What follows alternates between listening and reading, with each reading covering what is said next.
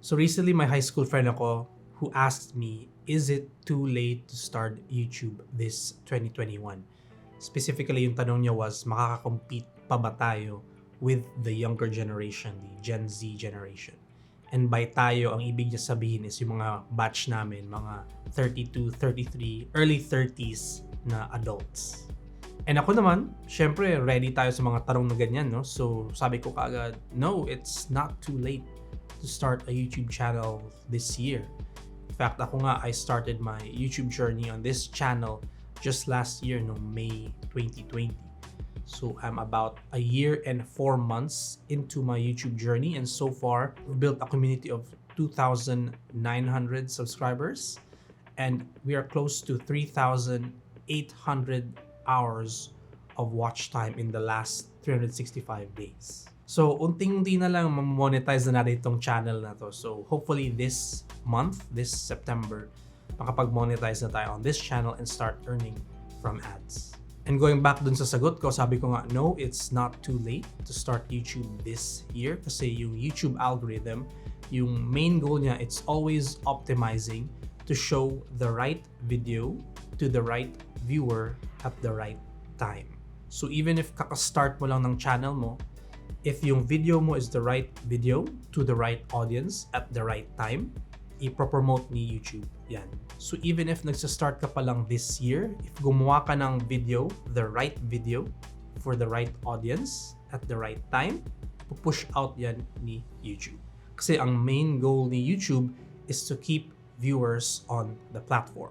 So it doesn't matter if matagal ka rin na creator or bago ka pa lang, as long as you produce content that people want to watch. Syempre may mga advantages yung mga matagal ng creators kasi since matagal na silang gumagawa ng videos, medyo gets na ni YouTube kung ano yung content nila and sino yung audience na magbe-benefit sa content na yun.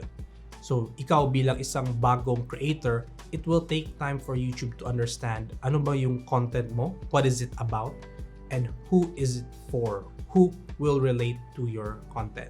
So, it will take time for the YouTube algorithm to understand these factors. But again, even though it's challenging, it's very much possible. You just have to start. And dun sa tanong niya, if we adults, mga 30s, 40s, makakakompete pa ba tayo with yung younger generation?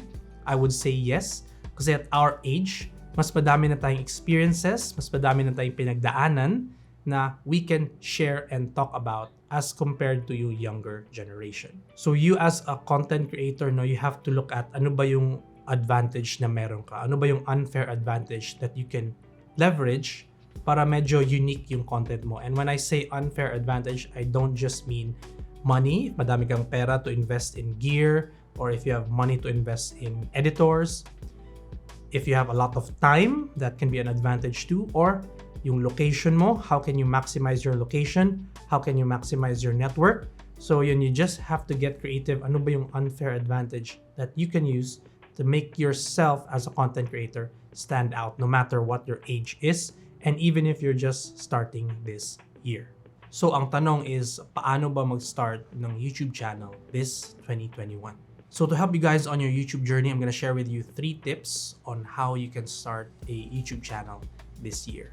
Tip number 1 is to think about your audience first.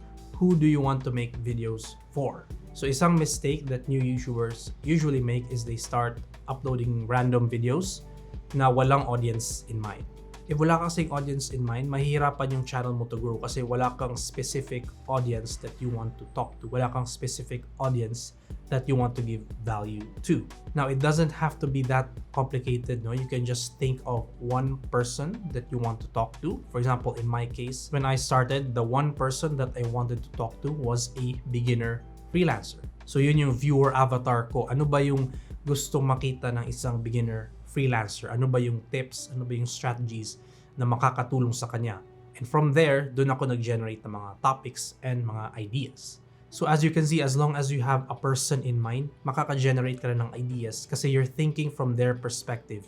Ano ba yung gusto nilang makita? Ano ba yung makakatulong sa kanila? Tip number 2 is worry about your niche later. So on YouTube, definitely it would be helpful if you have a specific niche that you want to create videos on. For example, in my case, again, freelancing. So yun yung parang main niche ko.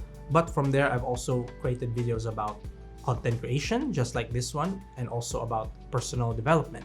But yung main niche ko, the niche that I rank for in YouTube search, is freelancing. So in your case, just have a niche in mind. It doesn't have to be super specific. No, you could start with, let's say, design or photography.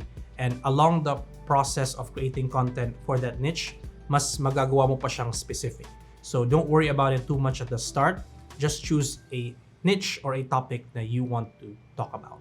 Tip number 3, consistency beats intensity. And what I mean by this is, mas importante maging consistent rather than just have one video na super galing. So for example, na nag-upload ka ng video, nilagyan mo lahat ng effort mo, ginandahan mo, as in super production value, took you a long time to make, but you only upload once a month.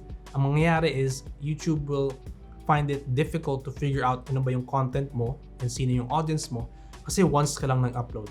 Compared to once a week in 1 month, so meron ka ng 4 videos in a month.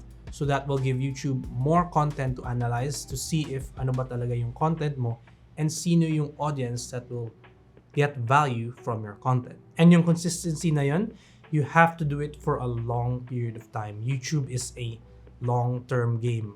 In my case, I gave myself 3 years to succeed on YouTube. So I'm about 1 year and 4 months into my journey. Kasi YouTube really does take time. Another mistake that new content creators make on YouTube is that they upload a few videos for a few months and then wala silang makikitang results, they just give up. But the truth is, YouTube is a long-term game talaga. When you create content on YouTube, you have to be prepared to create content over a long period of time. Bonus tip to help you get started on YouTube, I'll talk about the gear that you would need. So number 1 is yung camera or a smartphone, something to record yourself on video. Next is audio. So ideally, you get an external microphone or a USB microphone to record your voice kasi I would argue na mas importante yung audio than the video kasi if pangit yung audio mo, people will click off instantly. So yung pangit na video, medyo acceptable pa yun for viewers as long as maganda yung audio mo. Pero pag pangit yung audio mo, automatically mag-click off na yung viewers. And lastly is lighting. So if you can invest in good lighting to help your videos look better, look more professional, then I highly recommend it. Lalo na if you're in a dark area and you're just using your house lights. One simple way to up the production value of your videos is to use a dedicated lighting setup. So once again, hindi pa too late to start YouTube this year. Simply think about an audience na you want to talk to and a topic that you want to talk to them about, and then just get started. Thank you so much for watching. I'll see you on the next video.